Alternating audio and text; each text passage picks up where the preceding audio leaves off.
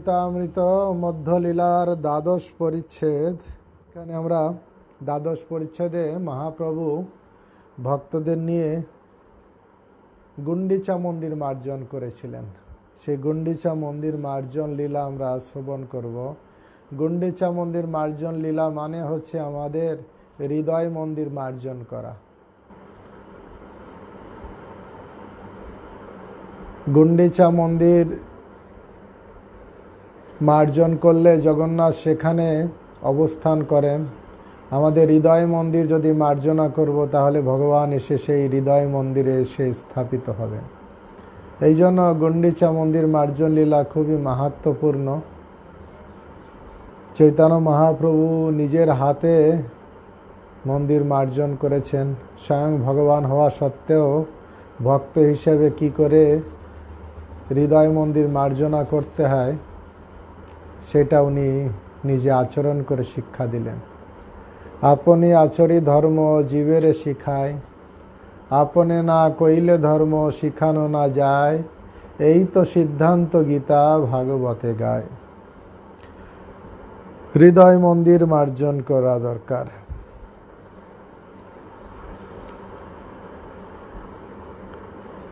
গুন্ডিচা মন্দির মাত্ম বিন্দৈ সংমার্জনৈ স্খালনত সগৌর সচিত্ত বচ্ছি তলমুজ্জ্বলঞ্চ কৃষ্ণোপবশয় পৈকম চকার। শ্রী চৈতন্য মহাপ্রভু তার অন্তরঙ্গ ভক্তদের নিয়ে শ্রী গুন্ডিচা মন্দির সংমার্জন ও প্রক্ষালন করে পরিষ্কার করেছিলেন এবং সেই মন্দিরকে তার হৃদয়ের মতন শীতল উজ্জ্বল করে শ্রীকৃষ্ণের উপবেশন যোগ্য করেছিলেন।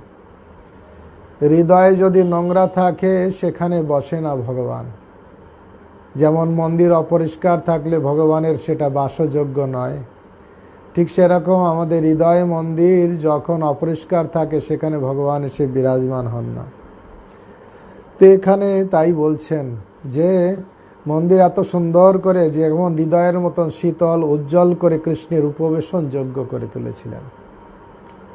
জয় জয় গৌরচন্দ্র জয় নিত্যানন্দ জয় দ্বৈত চন্দ্র জয় গৌরভক্ত বৃন্দ। শ্রী চৈতন্য মহাপ্রভু জয়, নিত্যানন্দ প্রভুর জয়, অদ্বৈত আচার্য প্রভুর জয় এবং শ্রী চৈতন্য মহাপ্রভু সমস্ত ভক্তবৃন্দের জয়। প্রথমে সবার জয়ধ্বনি। জয় জয় শ্রীবাসাদি গৌরভক্তগণ শক্তি দেহ করি যেন চৈতন্য বর্ণন। শ্রীবাসাসী চৈতন্য মহাপ্রভুর ভক্তদের জয় হোক। আমি তাদের কাছে প্রার্থনা করি তারা যেন আমাকে শক্তি দেন যাতে আমি চৈতন্য মহাপ্রভুর চরিতামৃত বর্ণনা করতে পারি। এ হচ্ছে বৈষ্ণবের ভাব। তিনি শ্রীবাস অন্যান্য ভক্তদের কাছে প্রার্থনা করেছেন যেন আমি চৈতন্য মহাপ্রভুর চরিতামৃত বর্ণনা করতে পারি। পূর্বে দক্ষিণ হইতে প্রভু যবে আইলা, তারে মিলিতে গজপতি উৎকণ্ঠিত হইলা। পূর্বে দক্ষিণ ভারত ভ্রমণ করে চৈতন্য মহাপ্রভু যখন জগন্নাথ পুরীতে ফিরে এসেছিলেন তখন উড়িষ্যার রাজা প্রতাপরুদ্র তার সঙ্গে সাক্ষাৎ করতে অত্যন্ত উৎকণ্ঠিত হয়েছিলেন। কটক হইতে পত্রী দিল সার্বভৌম ঠাই, প্রভুর আজ্ঞা হয় যদি দেখিবারে যাই। মহারাজ প্রতাপরুদ্র তার রাজধানী কটক থেকে সার্বভৌম ভট্টাচার্যকে চিঠি লিখে জানিয়েছিলেন যে শ্রী চৈতন্য মহাপ্রভু যদি আদেশ দেন তাহলে তিনি তাকে দর্শন করতে আসবেন। মহাপ্রভুর দর্শনের উৎকণ্ঠা। ভট্টাচার্য লিখিল প্রভু আজ্ঞা না হইল, পুনরপি রাজা তারে পত্রী পাঠাইল। সার্বভৌম ভট্টাচার্য উত্তর দিলেন না, মহাপ্রভুর অনুমোদন নেই। তখন রাজা আবার পত্র পাঠালেন। কি বললেন? প্রভুর নিকটে আছে যত ভক্তগণ, মোর লাগি তা সবারে করিও নিবেদন। স্বামী ভট্টাচার্যকে আবার লিখলেন, মহাপ্রভু তো অনুমোদন দেননি, মহাপ্রভুর ভক্তরা তো আরও কৃপালু, তাদের কাছে আমার হয়ে বলুন, তারা যেন মহাপ্রভুর কাছে বলেন। সেসব দয়ালু মোরে হইয়া সদয়, মোর লাগি প্রভু পদে করিবে বিনয়। বৈষ্ণবগণ খুব দয়ালু, আর দয়ালু সেই জন্য আমার জন্য প্রভুর পাদপদ্মে তারা নিবেদন করবেন। দেখুন, বৈষ্ণব হচ্ছে দয়ালু, কৃপালু, অকৃত দাহ সত্যসার সম, নির্দোষ বদান্য মৃদু শুচি অকিঞ্চন, সর্ব উপকারক তো কৃষ্ণৈক শরণ, বিজিত সড়ক। এরকম 26টা গুণের কথা চৈতন্য চরিতামৃতে মহাপ্রভু সনাতন গোস্বামীকে বলছেন। কৃপালু তার প্রথম কোয়ালিটি হচ্ছে 26টা গুণের ভিতর প্রথম গুণ হচ্ছে কৃপালু। সেই সব দয়ালু মোরে হইয়া সদয়, মোর লাগি প্রভু পদে করিবে বিনয়। তা সবার প্রসাদে মিলে শ্রী প্রভুর পায়, প্রভু কৃপা বিনা মোর রাজ্য নাই ভাই। রাজা স্বামী ভট্টাচার্যকে লিখছেন যে প্রভু যদি কৃপা না হবে, কি কাজ আমার এই রাজ্যে, কি কাজ আমার ধনে। দেখুন, জগতের মানুষ বোঝে না, ধন সম্পদ টাকা পয়সা নিয়ে কত লাফালাফি করে আর মনে করে এটাই হচ্ছে সব। আর এখানে রাজা প্রতাপরুদ্র বলছেন, আমার কি কাজ রাজ্যে, কি কাজ রাজপদে, কি কাজ এই অর্থনৈতিক উন্নতি, যদি মহাপ্রভুর দর্শন না হবে।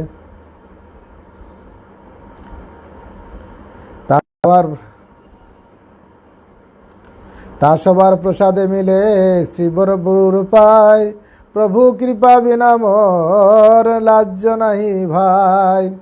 যদি মোরে কৃপা না করিবে গৌর হরে, রাজ্য ছাড়ি যোগী হইব ভিখারি। কত সুন্দর কথা। যদি মোরে কৃপা না করিবে গৌর হরে, রাজ্য ছাড়ি যোগী হইব ভিখারি। আমি রাজ্য ছেড়ে দেব, যোগী হব, আমি ভিখারি হব যদি মহাপ্রভুর কৃপা উনি না করবেন। মহাপ্রভু যেমন বলেছেন দর্শন দেবেন না, আর আমিও দর্শন ছাড়া আমার জীবন রাখবো না। আমার কি কাজ এই রাজ ঐশ্বর্যে? যদি মোরে কৃপা না করিবে গৌর হরে, রাজ্য ছাড়ি যোগী হইব ভিখারি। যদি মোরে কৃপা না করিবে গৌর হরে, রাজ্য ছাড়ি যোগী হইব ভিখারি। যদি না কৃপা করি, যদি মোরে কৃপা না করিবে গৌর হরে, রাজ্য ছাড়ি যোগী হইব ভিখারি। যদি মহাপ্রভুর কৃপা না হবে তাহলে রাজ্য ছেড়ে দেব, যোগী হব আর ভিখারি হয়ে যাব। সংসারের সুখের মুখে তুলে দিয়ে ছাই, নগরে মাগিয়া খাব গাহিয়া নিতাই। যে দেশে নিতাই নাই সে দেশে না যাব, নিতাই বিমুখ জনার মুখ না হেরিব। গোরাপহু না ভজিয়া মইনু, প্রেম রতন ধন হেলায় হারাইনু। অধনে যতন করিনু, আপন কর্ম দোষে আপনি ডুবিনু। সৎ সঙ্গ ছাড়ি কইনু অসতে বিলাস, তে কারণে লাগিল মোর কর্মবন্ধ ফাঁস।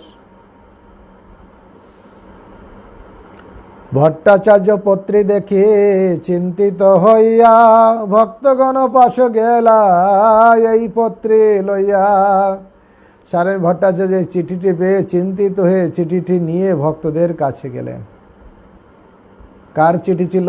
রাজার চিঠি।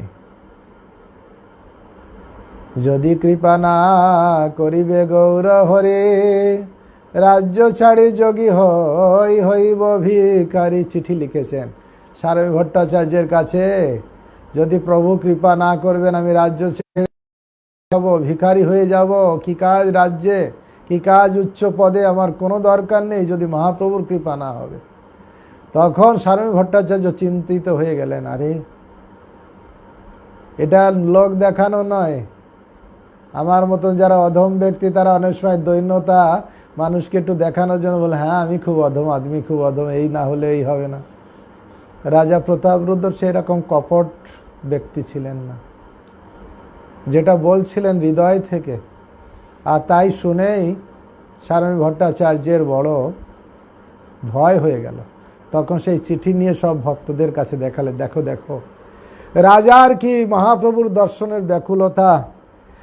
সবার মিলিয়া কহিল রাজা বিবরণ, পিছে এই পত্রী সবারে করাইল দর্শন। সমস্ত ভক্তদের তিনি রাজার কথা বললেন এবং তারপর তাদের সকলকে তিনি সেই চিঠিও দেখালেন। রাজার কথা গুণগান করলেন, দেখুন রাজা এত উচ্চ পদে থাকা সত্ত্বেও মহাপ্রভু দর্শনের কত ব্যাকুলতা।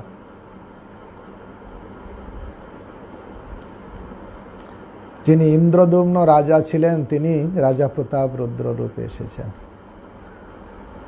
অনেকে বলে পত্রী দেখি সবার মনে হইল বিষয়, প্রভু পদে গজপতির এত ভক্তি হয়। সবাই ভাবলেন না, মহাপ্রভুর চরণে গজপতি রাজার এত ভক্তি, যার দর্শনের জন্য তিনি সব কিছু ত্যাগ করতে প্রস্তুত।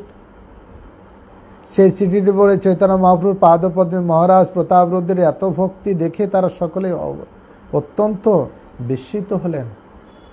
সবে কহে প্রভু তারে কভু না মিলিবে, আমি সব কহি যদি দুঃখ সে মানিবে। ভক্তরা তখন আলোচনা করতে লাগলেন। সমস্ত ভক্তরা তখন বললেন চৈতন্য মহাপ্রভু কোনো মতেই রাজার সঙ্গে সাক্ষাৎ করবেন না, এবং আমরা যদি তাকে অনুরোধ করি তাহলে তিনি দুঃখ পাবেন। সার্বভৌম কহে সবে চলো একবার, মিলিতে না কহিব রাজ ব্যবহার। সার্বভৌম ভট্টাচার্য তখন সমস্ত ভক্তদের বললেন চলুন মহাপ্রভুর কাছে যাই, মহাপ্রভুর সঙ্গে মিলিত হতে বলবো না, কিন্তু রাজার যে ব্যবহার, রাজার যে বৈরাগ্য ভাব, রাজার যে মহাপ্রভুর দর্শনের উৎকণ্ঠা ব্যাকুলতা, সেটা শুধু বলবো। যে ব্যাকুলতা আমরা দেখেছিলাম কুর্ম বিপ্রের ভিতরে, মহাপ্রভুর ভক্তদের এইরকম দিব্য গুণাবলী। কুর্ম বিপ্র মহাপ্রভুর দর্শন না পেয়ে ছটপট করতে লাগলেন, মহাপ্রভু আসলেন আমি দর্শন পেলাম না, ছটপট করতে লাগলেন। আর মহাপ্রভু তখন অনেক দূরে ছিলেন, হঠাৎ করে কুর্ম বিপ্রের সামনে এসে দর্শন দিয়েছিলেন। তো সার্বভৌম ভক্তরা আলোচনা করছেন রাজার এত ভক্তি মহাপ্রভুর প্রতি। দেখুন দর্শন করেননি, এখনো দর্শন পাননি, একবারও দর্শন পাননি, কিন্তু দর্শনের কত ব্যাকুলতা। কারণ শুনেছেন, মহাপ্রভুর কথা শুনেছেন। তা আমরা যদি ভগবানের কথা শুনবো তাহলে আমাদের ভিতরে এরকম উৎকণ্ঠা আসবে। আমরা যদি নিষ্ঠা সহকারে ভগবানের কথা বেশি করে শুনবো তাহলে ভগবত দর্শনের এই ব্যাকুলতা আসতে পারে।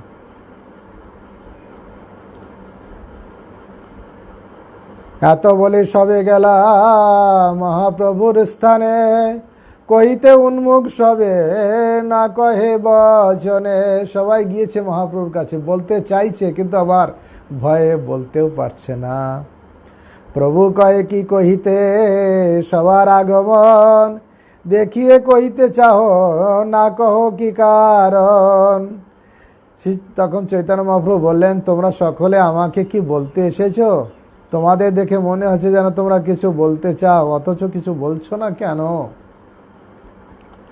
নিত্যানন্দ কহে তোমার চাহি নিবেদিতে, না কহিলে রইতে নারী কহিতে ভয় চিত্তে। সবার পক্ষ থেকে নিত্যানন্দ প্রভু শুরু করলেন, বললেন আমরা তোমাকে কিছু বলতে চাই, যদিও তা না বলে আমরা থাকতে পারছি না, তবুও সে কথা বলতে আমাদের ভয় হচ্ছে। নিত্যানন্দ প্রভু হচ্ছেন আদি গুরু, আর গুরুই আমাদের জন্য কৃষ্ণের কাছে বলবেন। যখন গুরুদেব বলে দেবেন আর অসুবিধা নেই, রাস্তাটা ক্লিয়ার। বৈষ্ণবের আবেদনে কৃষ্ণ দয়াময়, এহেন পামর পতি হবেন সদয়।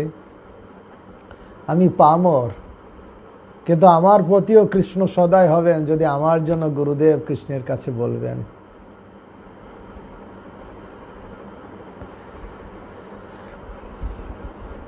নিত্যানন্দ কহে তোমায় চাহি নিবেদিতে, না কইলে রহিতে নারী কহিতে ভয় চিত্তে।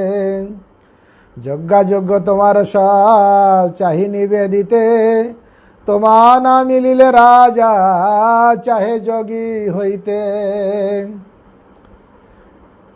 রাজা প্রতিজ্ঞা, এই বিষয়টি তোমাকে নিবেদন করার যোগ্য না অযোগ্য তা আমি জানি না, তবে আমরা সকলে তোমাকে বলতে চাই, তোমার দর্শন না পেলে মহারাজ প্রতাপরুদ্র যোগী হয়ে চলে যাবেন, কানে কুণ্ডল দিয়ে যোগী হয়ে চলে যাবেন। কানে মুদ্রা লই মই হইব ভিকারে, রাজ্যভোগ নহে চিত্তে বিনা গৌর হরে। রাজা প্রতিজ্ঞা করেছেন, রাজা কি প্রতিজ্ঞা করেছেন? কানে মুদ্রা লই মই হইব ভিকারে, রাজ্যভোগ নহে চিত্তে, আমার রাজ্যভোগ আমার চিত্তের আকাঙ্ক্ষা নয়, বিনা গৌর হরি। গৌরের হরি যদি কৃপা না হবে তাহলে আমার ওই রাজ্যের আমার কোনো ভোগে। রাজা প্রতিজ্ঞা করেছেন গৌরহরি শ্রীপাদপদ্ম বিনা রাজ্য ভোগ করার বাসনা আমাদের নেই, আমার নেই, তাই আমি কানে মুদ্রা ধারণ করে ভিখারি হব। অনেক অনেক বৈরাগীর কথা আমরা শুনেছি, রাজ বৈরাগীর কথা শুনুন। রাজা প্রতাপরুদ্র কত পাত্র মিত্র, কত সভাসদ, যার যিনি গজপতি রাজা, একছত্র সম্রাট, হ্যাঁ গজপতি সম্রাট, কত তার ঐশ্বর্য, কিন্তু তার প্রতিজ্ঞা কি? বিনা গৌর হরি, রাজ্য ভোগ নহে চিত্তে, আমার রাজভোগ আমার চিত্তের আকাঙ্ক্ষা নেই, বিনা গৌর হরি। গৌর হরির রাজা প্রতিজ্ঞা করেছেন, গৌর হরির পাদপদ্ম বিনা রাজভোগ করার বাসনা আমার নেই, তাই আমি কানে মুদ্রা ধারণ করে ভিখারি হয়ে চলে যাব। আর যার ভিখারি, তাকে ভিখারি হতে আর কষ্ট হয় না, কিছু নেই তার ভিখারি, তাতে আর কি।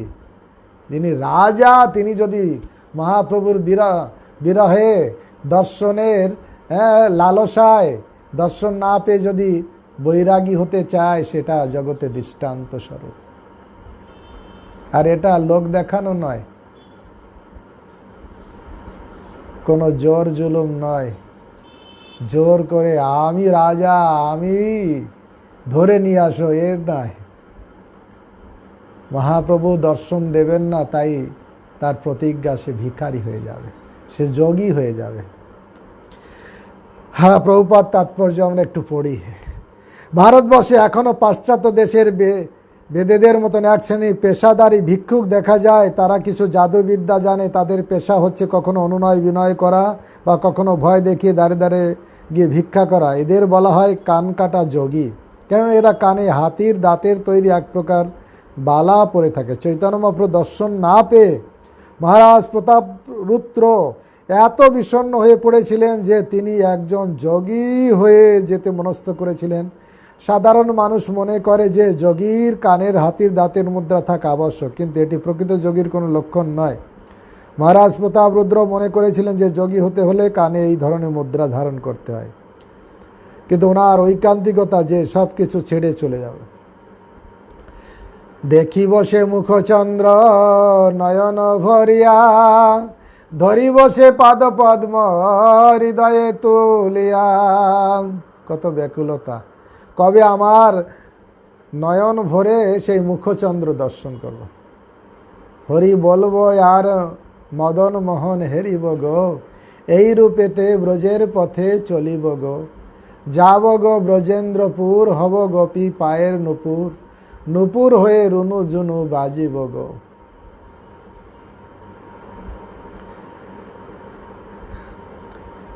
ব্রজবাসী তোমরা সবে এই অভিলাষ পুরাও এবে, আর কবে ব্রজে বাস করব গো। এ দেহ অন্তিম কালে রাখব শ্রী যমুনার জলে, জয় রাধে গোবিন্দ বলে ভাসিব গো। কহে নরোত্তম দাস, না পুরিল অভিলাষ, আর কবে ব্রজে বাস করব। তা সাধারণ কেউ নয়, গজপতি সম্রাট। দেখি বসে মুখচন্দ্র নয়ন ভরিয়া। নয়ন ভরে কিভাবে? নয়নের ভিতর যা ঢুকাবো তো চোখ কানা হয়ে যাবে যদি, কিন্তু না, রূপ মাধুরী দর্শনের সেই নয়নের সার্থকতা। নয়নের সার্থকতা সেটাই যে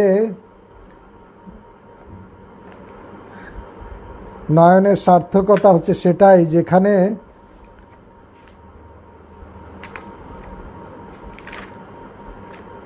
সেখানে শুধু কৃষ্ণের রূপ মাধুরী আস্বাদন হয়। তাই এখানে বলছেন, দেখিব সে মুখচন্দ্র নয়ন ভরিয়া, ধরিব সে পাদপদ্ম হৃদয়ে তুলিয়া। কবে আমি আমার দু চোখ ভরে তার সেই মুখচন্দ্র দর্শন করব?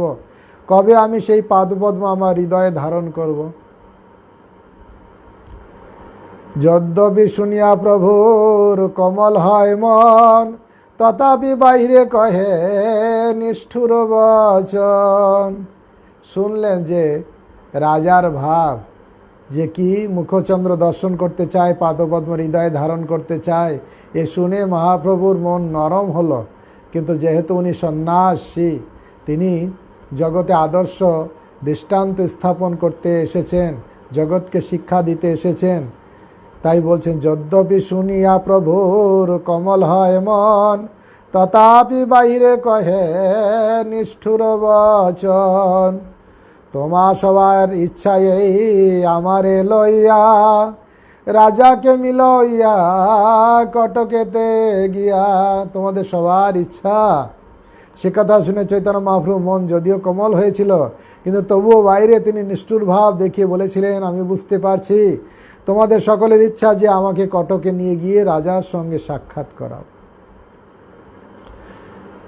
চৈতন্য মহাপ্রভু স্বভাবত ছিলেন করুণার সিন্ধু, তাই মহারাজ প্রতাপরুদ্র মনোভাবের কথা শোনা মাত্রই তার হৃদয় কোমল হয়েছিল। এইরূপে তিনি মহারাজকে দেখার জন্য কটকে যেতেও প্রস্তুত ছিলেন। তাই তিনি মহারাজ কটক থেকে জগন্নাথপুরীতে তাকে দেখতে আসার কথা বিবেচনা পর্যন্ত করেননি। শ্রী চৈতন্য মহাপ্রভু এত কৃপাময় ছিলেন যে তিনি রাজাকে দেখতে যাওয়ার জন্য কটকে যেতে প্রস্তুত ছিলেন। তাই এই মনোভাব বিশেষ বৈশিষ্ট্যপূর্ণ। স্বাভাবিকভাবে রাজা চাননি যে চৈতন্য মহাপ্রভু তার সঙ্গে সাক্ষাৎ করার জন্য কটকে আসুক, কিন্তু কঠোরতা প্রদর্শন করে চৈতন্য মহাপ্রভু ইঙ্গিত দিয়েছিলেন যে সমস্ত ভক্ত যদি চান তাহলে তিনি রাজার সঙ্গে সাক্ষাৎ করার জন্য কটকে যাবেন। তার ফলে কি হবে? আসলে তিনি ধর্মকে রাখতে চাইছেন।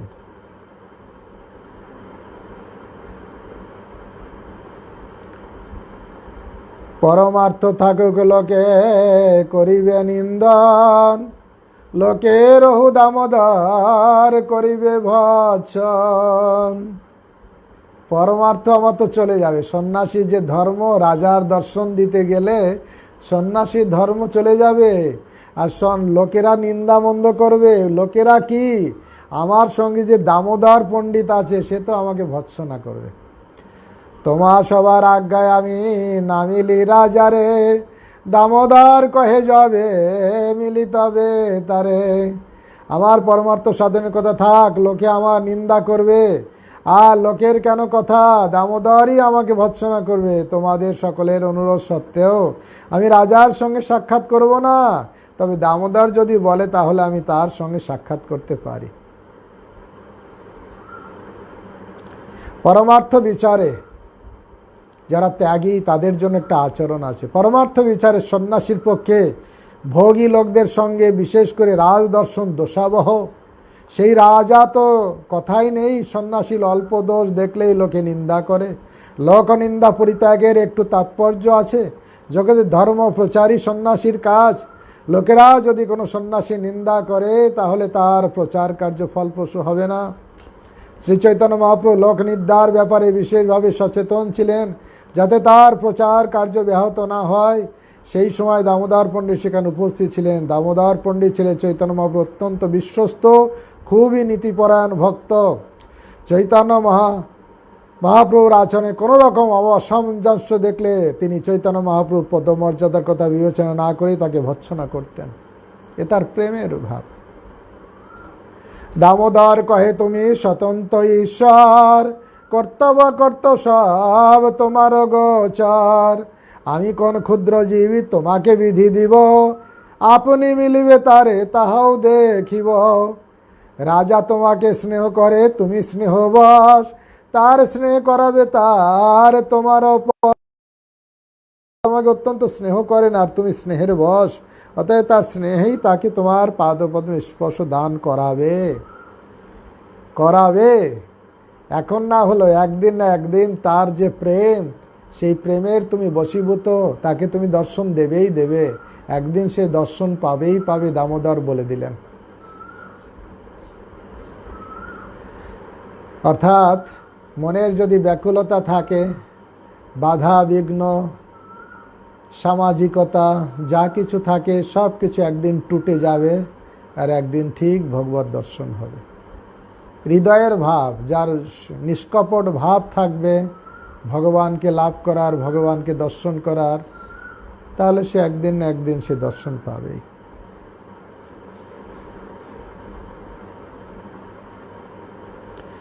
যদ্যপি ঈশ্বর তুমি পরম স্বতন্ত্র, তথাপি স্বভাবে হও প্রেম পরতন্ত্র। যদিও তুমি পরমেশ্বর পরম স্বতন্ত্র, তবু তুমি তোমার ভক্তের প্রেমের অধীন, সেটি তোমার স্বভাব। তুমি স্বাধীন হলেও তুমি পরাধীন, অস্বতন্ত্র ইব দ্বিজ। হ্যাঁ, ভগবান ভক্তের বশ। নিত্যানন্দ কহে ওইছে হয় কঞ্জন, যে তোমারে কহে কর রাজদর্শন। নিত্যানন্দ প্রভু বললেন, এমন কে আছে যে তোমাকে রাজদর্শন করতে বলবে? কিন্তু অনুরাগী লোকের স্বভাব এই হয়, ইষ্ট না পাইলে নিজ প্রাণ সে ছাড়ায়। এ হচ্ছে অনুরাগীর ভক্তের লক্ষণ। না পেলে নিজের প্রাণ ত্যাগ করতে চায়।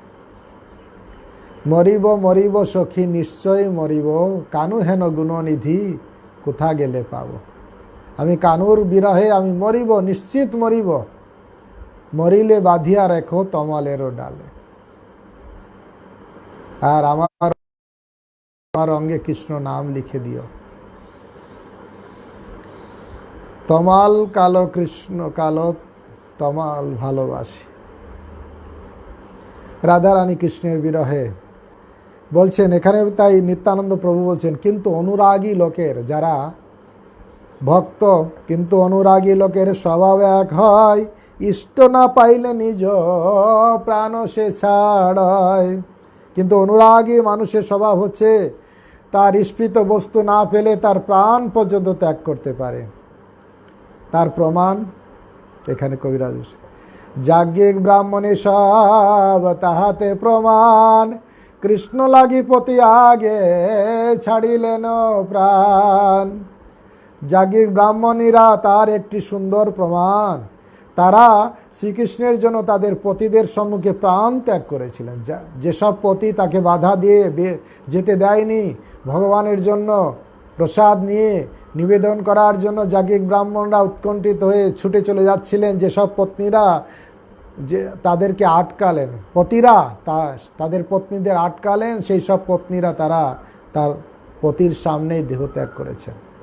একদিন কৃষ্ণ তার গোপ সখাদের সঙ্গে মথুরার নিকটবর্তী গোচারণ ভূমিতে তাদের গাভী চড়াচ্ছিলেন। ব্রজমণ্ডল পরিক্রমা আছে, হ্যাঁ, সেখানে যেখানে এই লীলা হয়েছিল, প্রথমেই দর্শন হয় বা তীর্থ নাকি। তখন গোপ বালকেরা ক্ষুধার্ত হলে কৃষ্ণ তাদের বলেন যে নিকটস্থ বনে যাজ্ঞিক ব্রাহ্মণেরা যজ্ঞ করছেন, তাদের কাছে গিয়ে আমার নামে অন্ন ভিক্ষা করো। অন্ন ভিক্ষা, রাখালেরা গিয়ে অন্ন ভিক্ষা করলে সকামকর্মী যাজ্ঞিক ব্রাহ্মণরা তাদের অন্ন দিলেন না।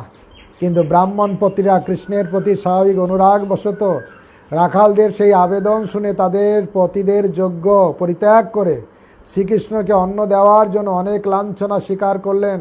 তারা তাদের প্রাণ পর্যন্ত ত্যাগ করতে প্রস্তুত ছিলেন। শুদ্ধ ভক্ত ভগবানের সেবার জন্য তাদের প্রাণ পর্যন্ত ত্যাগ করতে প্রস্তুত থাকে।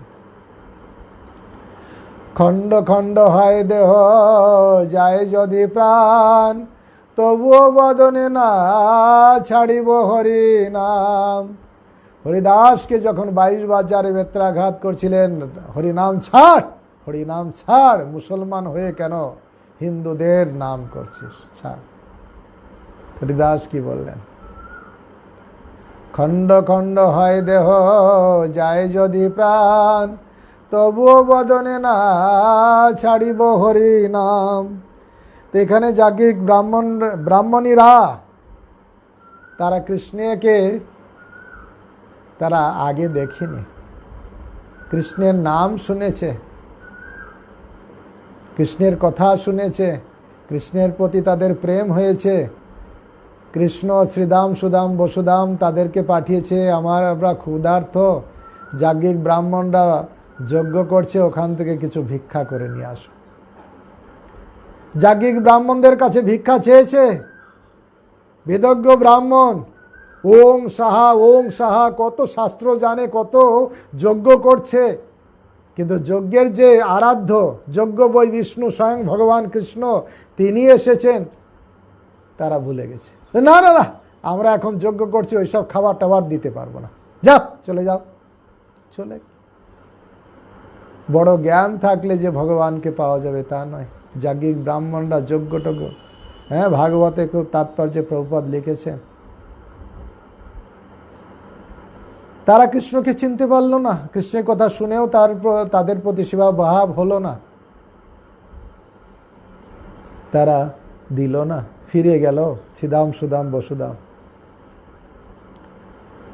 কৃষ্ণ বললেন তাদের পত্নীদের কাছে চাও, আবার যাও, পত্নীদের কাছে যাবে, ব্রাহ্মণদের কাছে না, তাদের স্ত্রীদের কাছে যাও। তাদের স্ত্রীদের কাছে গেলেন। কৃষ্ণ বলরাম অদূর বনে খেলা করছে, তারা খুব ক্ষুধার্ত। কিছুদিন সঙ্গে সঙ্গে বললেন আমরা দেব না, আমরা নিয়ে যাব, আমাদের সুযোগ এসেছে, তাকে দর্শন করার সুযোগ এসেছে, নিজের হাতে তাকে প্রসাদ সেবন করার এই ভাগ্য আমাদের সুপ্রসন্ন, তাই আমরা নিজের হাতে কৃষ্ণ বলরামের সেবা করব। তাই সবাই তাদের থালায় সুন্দর সুন্দর খাবার দাবার সাজিয়ে তারা চলেছে কৃষ্ণ বলরামের সেবা করার জন্য। কোন কোন যাজ্ঞিক পত্নীরা ছুটে চলে আসতে পেরেছে, কোন কোন যাজ্ঞিক পত্নীদের স্বামীরা তাদের আটকে দিয়েছে, ভিতর ঢোকো, বের হতে পারবে না, কোথাকার কৃষ্ণ। অনেকেই বর্ণনা করা আছে যাদের আটকে দিয়েছে তারা দেহটা ত্যাগ করে, স্থূল দেহ ত্যাগ করে তারা সূক্ষ্ম শরীরে কৃষ্ণের কাছে চলে গেছে। যেসব পত্নীরা তারা কৃষ্ণ সেবা করে এসেছে, তখন এদের মা কানে জল গিয়েছে, হায় হায় করলাম, আমাদের সুযোগ ছিল, তোমরাই ধন্য। আমরাই আসলে পণ্ডিত হলেও আমরা হচ্ছে মূর্খ।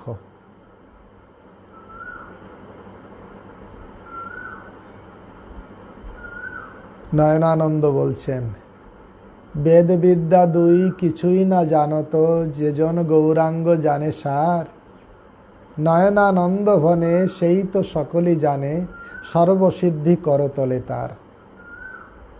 যে গৌরাঙ্গকে জানে, যে কৃষ্ণকে জানে, তার সব জানা হয়ে গেছে। যাকে জানলে সব জানা হয়, আর যাকে বাদ দিয়ে সব কিছু জানলেও ফুটো পয়সা দাম নেই। পড়ে কেন ল কৃষ্ণ জানিবারে, কৃষ্ণ যদি নহিল তবে বিদ্যায় কি করে। লোকেরা পড়াশুনো কেন করে?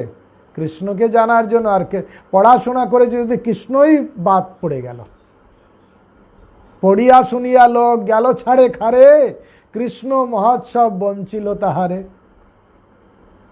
তাই আসল বিদ্যা কোনটা? কৃষ্ণ পাদ পদ্মে মাথাটা নত হবে, সেই সে বিদ্যার ফল জানিহ নিশ্চয়। কৃষ্ণ পাদ পদ্মে যদি চিত্তবৃত্তি রয়। তা প্রসঙ্গক্রমে বললেন, নিত্যানন্দ প্রভু বললেন যে আমি আপনাকে দর্শন দিতে যেতে বলছি না, কিন্তু অনুরাগী ভক্তদের স্বভাবের কথা বলছি। ইষ্টের প্রতি ইষ্ট না পাইলে নিজ প্রাণ ছেড়ে দেয়। ভক্তদের এইরকম স্বভাব, সে যদি তার আরাধ্য ভগবানকে দর্শন না পায়, তার বিরহে নিজের জীবনকে ত্যাগ করতে রাজি থাকে।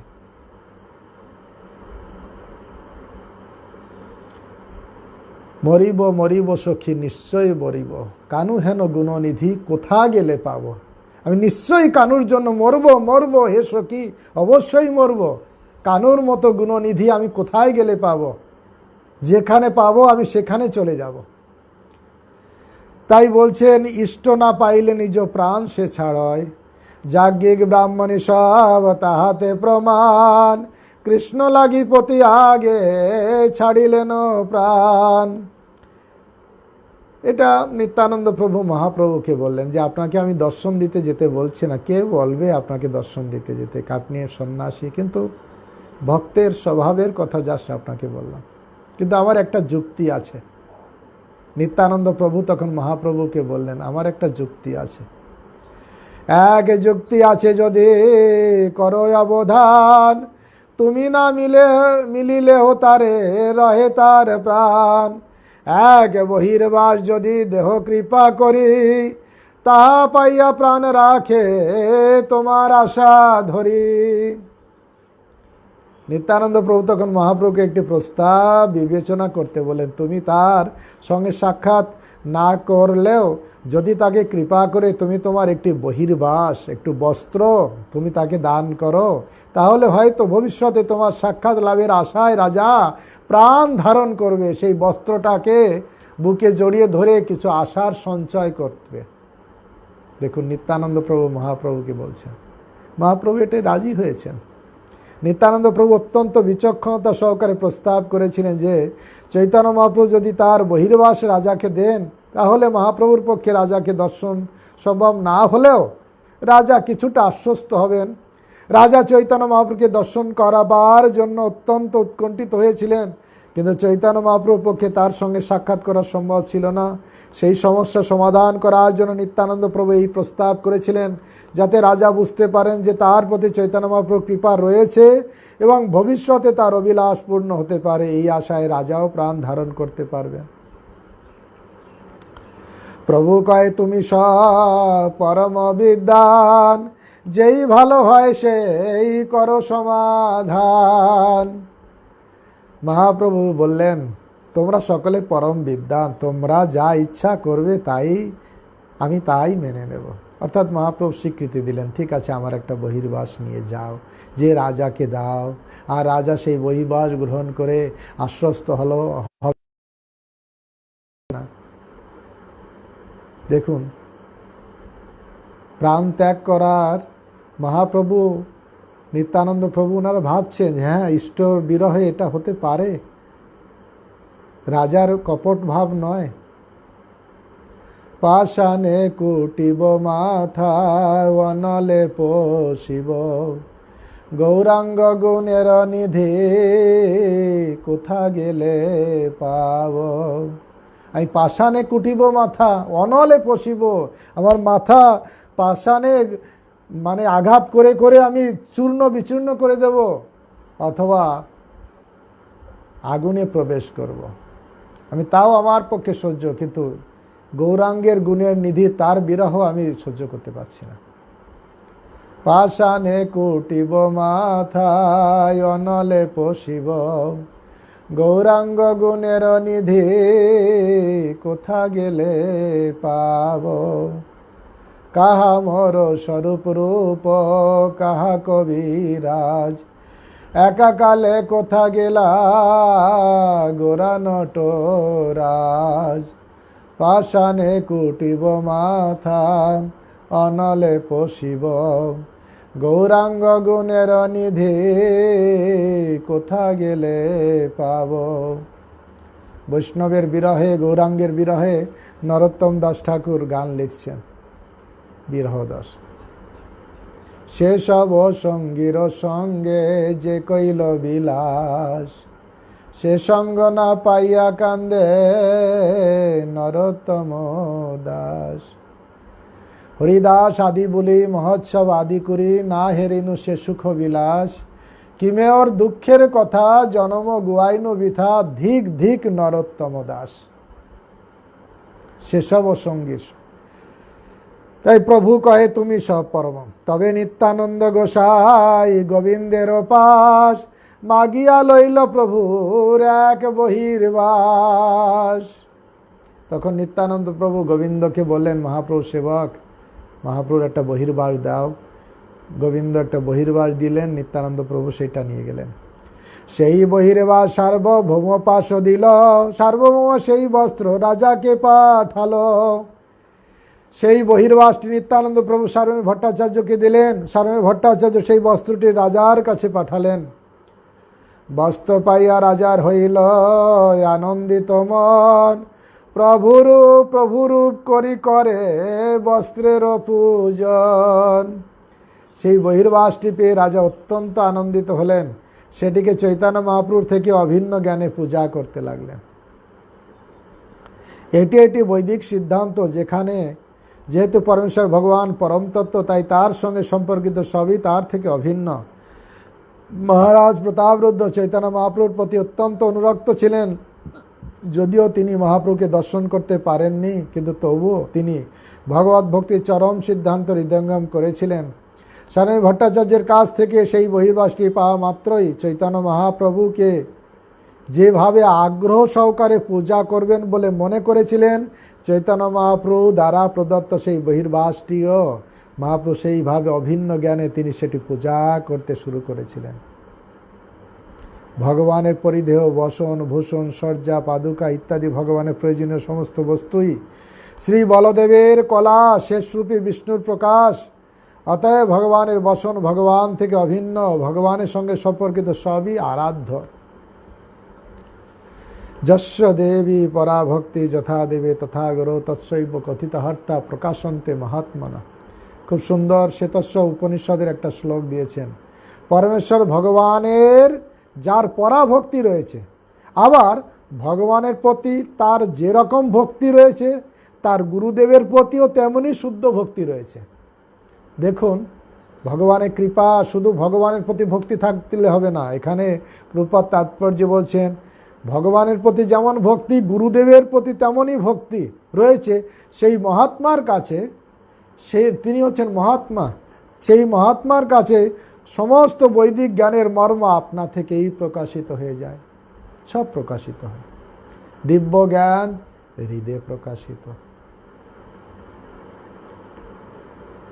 আরাধনানাং সর্বেষাং বিষ্ণু আরাধনাম পরম, তস্মাৎ তরদেবীং তদীয়ান্নম সমার্চনম। এই শ্লোকটাও প্রভুপাদ দিয়েছেন যে, হে দেবী, সমস্ত আরাধনার মধ্যে শ্রেষ্ঠ আরাধনা বিষ্ণুর আরাধনা, কিন্তু তার থেকেও শ্রেয় তদীয় বা বিষ্ণুর সঙ্গে সম্পর্কিত যা তার আরাধনা, তার আরাধনা। শুদ্ধ ভক্ত ভগবানের সঙ্গে সম্পর্কিত তার আরাধনা তার থেকে রামা।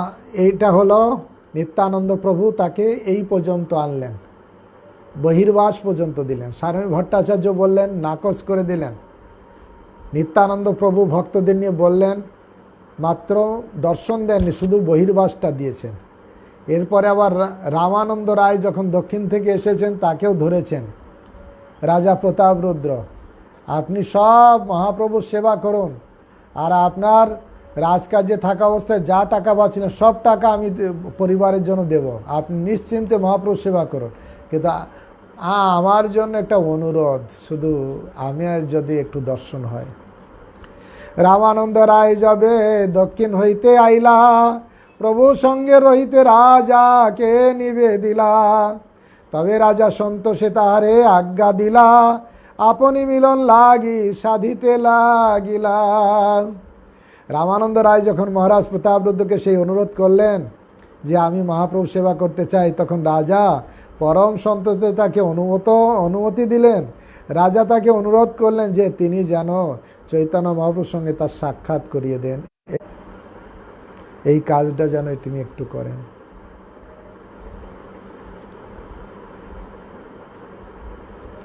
সবাইকে ধরছেন, ধরে ধরে যদি মহাপ্রভুর কাছে যাওয়া যায়। প্রথমে স্বামী ভট্টাচার্যকে ধরেছেন, নিত্যানন্দ প্রভুকে ধরে তো বস্ত্র পেয়েছেন, এবার রামানন্দ রায়কে ধরছেন। তবে রাজা সন্তোষে তাহারে আজ্ঞা দিলা, আপনি মিলন লাগি সাধিতে লাগিলা। মহাপ্রভু মহাকৃপা করেন তোমারে, মোরে বিলিবারে অবশ্য সাধিবে তাহারে। মহাপ্রভু তোমাকে খুব কৃপা করে, আমার জন্য একটু মহাপ্রভুর কাছে বলবেন। একসঙ্গে দুইজন ক্ষেত্রে যাবে আইলা, রামানন্দ রায় তবে প্রভুরে মিলিলা। মহারাজ প্রতাপরুদ্র রামানন্দ রায় যখন একসঙ্গে জগন্নাথপুরীতে এলেন, তখন রামানন্দ রায় চৈতন্য মহাপ্রভুর সঙ্গে সাক্ষাৎ করলেন। রাজা প্রতাপরুদ্র সাক্ষাৎ করলেন না, কারণ ওনার অনুমতি নেই। রামানন্দ রায় মহাপ্রভুর সঙ্গে সাক্ষাৎ করলেন পুরীতে এসে। প্রভু পদে প্রেম ভক্তি জানাইল রাজার, প্রসঙ্গ পাইয়া ওইছে কহে বারবার। রামানন্দ রায়ও বলতে লাগলেন। রামানন্দ রায় চৈতন্য মহাপ্রভু রাজার প্রেম ভক্তির কথা বললেন, কারণ উনি হচ্ছেন রাজকর্মচারী ছিলেন, তো বড় রাজ্যপাল ছিলেন, ওনার বুদ্ধি খুব রামানন্দ রায়, সেই জন্য ডাইরেক্ট বলছেন না, শুধু রাজার কিছু গুণগান করছেন। প্রভু পদে প্রেম ভক্তি জানাইল রাজারে, প্রসঙ্গ পাইয়া ওইছে কহে বারবারে। রামানন্দ রায় চৈতন্য মহাপ্রভুকে রাজার প্রেম ভক্তির কথা বললেন, প্রসঙ্গ পেয়ে তিনি বারবার সেই কথাই বললেন যে রাজা কত ভালো, রাজা আপনার প্রতি কত ভালোবাসা, আপনাকে প্রেম করে, আপনার দর্শন চায়, এরকম বলেন। কারণ এখানে কবিরাজ গোস্বামী বলছেন, রাজমন্ত্রী রামানন্দ ব্যবহারে নিপুণ, রাজপ্রীতি কহি কদ্রবাইল প্রভুর মন। রামানন্দ রায় ছিলেন রাজমন্ত্রী, রাজ্যপাল তিনি, তাই তিনি ব্যবহারে অত্যন্ত নিপুণ ছিলেন। চৈতন্য মহাপ্রভুর প্রতি রাজার গভীর অনুরাগের কথা বর্ণনা করে তিনি মহাপ্রভুর মন দ্রবীভূত করেছিলেন। উৎকণ্ঠাতে প্রতাপরুদ্র নারে রহিবারে, রামানন্দ সাধিলেন প্রভুরে মিলিবারে। চৈতন্য মহাপ্রভুকে দর্শন করার জন্য মহারাজ প্রতাপরুদ্র অত্যন্ত উৎকণ্ঠিত হয়ে পড়েছিলেন। তাই রামানন্দ রায় চৈতন্য মহাপ্রভুকে অনুরোধ করলেন যে তিনি যেন তাকে দর্শন দেন। রামানন্দ প্রভু পাই কহিল নিবেদন, একবার প্রতাপরুদ্রের দেখা হো চরণ। এবার ডাইরেক্ট বলেন, রামানন্দ রায় চৈতন্য মহাপ্রভু প্রভুর শ্রীপাদ পদ্মে নিবেদন করলেন, দয়া করে একবার তুমি রামানন্দ রায়কে তোমার পাদপদ্ম দর্শন দান করো। প্রভু কহে রামানন্দ কহ বিচারিয়া, রাজাকে মিলিতে জোয়ায় সন্ন্যাসী হইয়া। তুমি তো জ্ঞানী বুদ্ধিমান, বলো সন্ন্যাসী হয়ে কি রাজাকে দর্শন দেওয়া যায়? রামানন্দ রায়কে প্রশ্ন করলেন মহাপ্রভু উল্টে। রাজার মিলনে ভিক্ষুকের দুই লোক নাশ, পরলোক রহু লোকে করে উপহাস। রাজার সঙ্গে সাক্ষাৎ করলে সন্ন্যাসী ইহলোক পরলোক উভয় নষ্ট হয়। পরব্রহ্মের কথা তো ছেড়েই দিলাম, ইহলোকের মানুষেরাই তাহলে উপহাস করবে।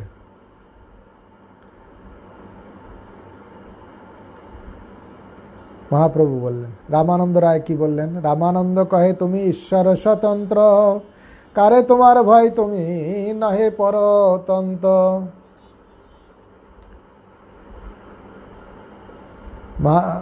রামানন্দ রায় বললেন, প্রভু তুমি ভগবান, তাই তুমি সর্বতোভাবে স্বতন্ত্র, তুমি তো কারোর পরতন্ত্র নয়, তাহলে তোমার ভয় কিসের?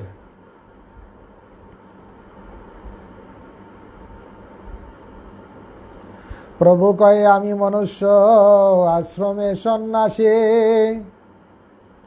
কায় মনোবাক্যে ব্যবহারে ভয়বাসী। রামানন্দ রায় চৈতন্য মহাপ্রভুকে পরমেশ্বর ভগবান বলে সম্বোধন করলেন। তখন চৈতন্য মহাপ্রভু প্রতিবাদ করে বললেন, আমি একজন সাধারণ মানুষ, আমি সন্ন্যাস আশ্রমে অবলম্বী, তাই কায় মনোবাক্যে লৌকিক ব্যবহারে কোনো ত্রুটি হতে পারে বলে আমার ভয় পাই।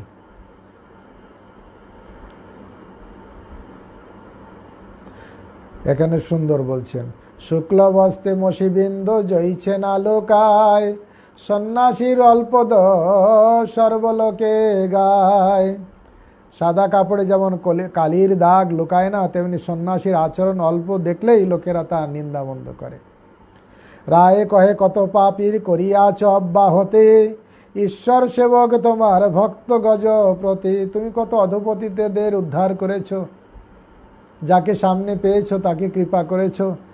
আর প্রভু তুমি কত পাপীকে উদ্ধার করছো, এই গজপতি রাজা প্রতাপরুদ্ধ প্রকৃতপক্ষে ভগবানের সেবক, তোমার ভক্ত। প্রভু কয়ে, পূর্ণ জয়ছে দুগ্ধের কলস, সুরাবিন্দু পাতে কেহ না করে পরশ। যদ্যপি প্রতাপরুদ্র সর্বগুণবান, তাহারে মলিন কইল এক রাজা নাম। চৈতন্য মহাপ্রভু বলেন, একটি পূর্ণ দুধের কলসের যদি এক বিন্দু সুরা পড়ে, তাহলে পুরো কলসটায় কেউ তাকে স্পর্শ করে না। তেমনি মহারাজ প্রতাপরুদ্র সর্বগুণবান হওয়া সত্ত্বেও এক রাজা উপাধি তাকে মলিন করে দিল। যদ্যপি তোমার যদি মহাগ্রহ হয়, তবে আনি মিলাও তুমি তাহার তো নয়। মহাপ্রভু বললেন, হে রামানন্দ রায়, তোমার যদি খুব আগ্রহ হয় তাকে আমি মিলিত হই, কিন্তু আমি সন্ন্যাসী আমি মিলাইতে হতে পারবো না, কিন্তু অন্তত তার তনয় তার পুত্রকে আনো, আমি তাকে দর্শন দেব। কারণ শাস্ত্রে একটা কথা আছে, আত্মা বই জায়তে পুত্র, এই শাস্ত্রবাণী, পুত্রের মিলনে যেন মিলিবে আপনি। শাস্ত্রে বলা হয়েছে যে পুত্র পিতার থেকে অভিন্ন, তাই তার পুত্রের সঙ্গে আমার মিলন হলে তিনি নিজেই আমার সঙ্গে মিলিত হয়েছেন বলে মনে করবেন। ভাগবতের দশম স্কন্ধে ৭৮ অধ্যায় ৩৬ নম্বরে বলা হয়েছে, আত্মা বৈ পুত্র উৎপন্ন ইতি বেদানুশাসন। অর্থাৎ বেদে বলা হয়েছে যে পিতা স্বয়ং তার পুত্ররূপে জন্মগ্রহণ করে, পুত্র পিতার থেকে অভিন্ন, তা সমস্ত বৈদিক শাস্ত্রে স্বীকার করা হয়েছে। খ্রিস্ট ধর্মেও বিশ্বাস করে ভগবানের পুত্র যীশু খ্রিস্ট ভগবান, তারা উভয়ই অভিন্ন। তবে রায় যাই সব রাজারে কহিল, প্রভুর আজ্ঞায় তার পুত্র লইয়া আইল। মহাপ্রভু যখন তার পুত্রকে দর্শন দিতে চেয়েছিলেন, রামানন্দ রায় রাজার কাছে গেলেন, রাজাকে বললেন, আর তার পুত্রকে সঙ্গে নিয়ে আসলেন। রাজপুত্র দেখতে তো সুন্দর, কৃষ্ণ দেখতে সুন্দর, রাজপুত্রও দেখতে সুন্দর। সুন্দর রাজার পুত্র শ্যামল বরণ, কিশোর বয়সে দীর্ঘ কমল নয়ন। সেই সুন্দর রাজপুত্রের অঙ্গকান্তি ছিল ঘন শ্যামবর্ণ, কৃষ্ণের বর্ণে। বয়সে সে কিশোর ছিল, তবে তার নয়ন যুগল পদ্ম ফুলের মতন বিস্তৃত ছিল, টানা টানা চোখ কৃষ্ণের মতন। আর তাকে সুন্দর করে পীতাম্বর পরিয়ে দিয়েছিল রাজা, রানীরা তাকে পরিয়ে দিয়েছিলেন। পীতাম্বর ধরে অঙ্গে রত্ন আভরণ, শ্রীকৃষ্ণ স্মরণে তাতে হইলা উদ্দীপন। রাজপুত্রের পরনে ছিল পীতবসন, তার সারা অঙ্গে নানা প্রকার রত্ন অলঙ্কারে ছিল। তাকে দেখেই চৈতন্য মহাপ্রভু হৃদয়ে কৃষ্ণের স্ফূর্তি হলো। তারে দেখি মহাপ্রভু কৃষ্ণ স্মৃতি হইল, প্রেমাবেশে তারে মিলি কহিতে লাগিল, এই মহাভাগবত যাহার দর্শনে ব্রজেন্দ্র নন্দন স্মৃতি হয় সর্বজনে। তখন প্রেমাবেশে চৈতন্য মহাপ্রভু তাকে বলতে লাগলেন, এক মহাভাগবত, একে দেখলে সকলের ব্রজেন্দ্র নন্দনের কথা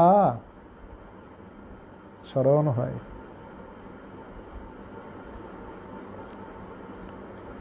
কৃতার্থ হইলাম আমি ইহার দর্শনে। মহাপ্রভু বলছেন, আমি কৃতার্থ হলাম, কৃতার্থ হইলাম আমি ইহার দর্শনে।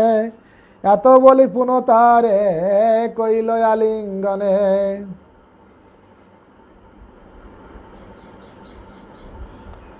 কৃতার্থ হইলাম আমি ইহার দর্শনে, এত বলি পুনঃ তারে কইলেন। শ্রী চৈতন্য মহাপ্রভু বললেন, এই বালকটিকে দর্শন করে আমি কৃতার্থ হলাম, এবং এই বলে তিনি পুনরায় তাকে আলিঙ্গন করলেন।